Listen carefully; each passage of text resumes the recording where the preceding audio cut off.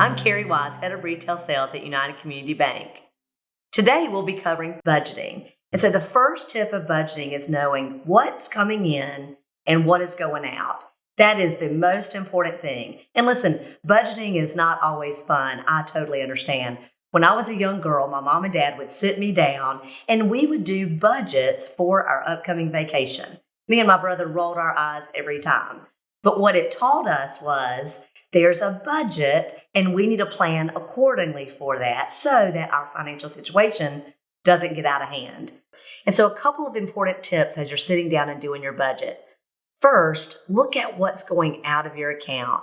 I recommend looking at your last 2 months, either bank statements or if you use mobile banking like I do. And so the first thing is to really detail what's going out.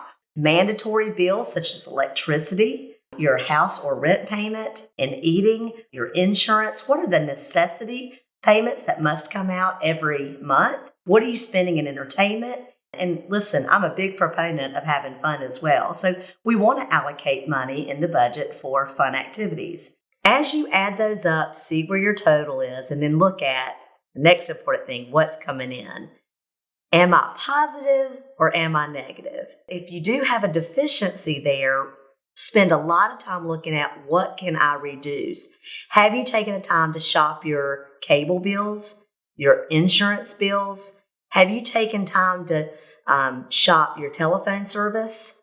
Just one other quick example. Josh and I looked at our telephone company bills about 3 years ago, and we saved $50 a month changing cell phone companies.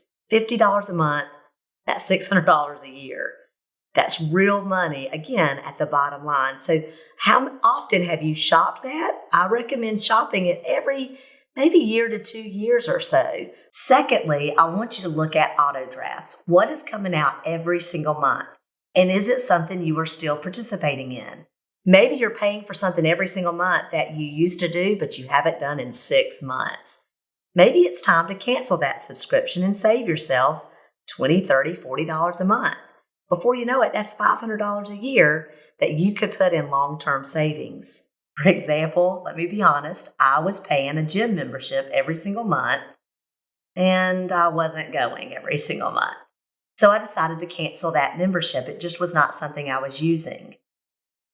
Gym memberships are good, but if you're not using them, again, any drafts that are coming out of your account that you're not taking fully advantage of, look at, do you need to continue paying? It can really add up at the end of the year. Get yourself to a place where you can be break even.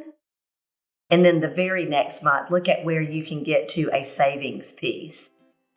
I look forward to spending more time with you on Money Wise with Keri Wise. Thank you and have a wonderful day.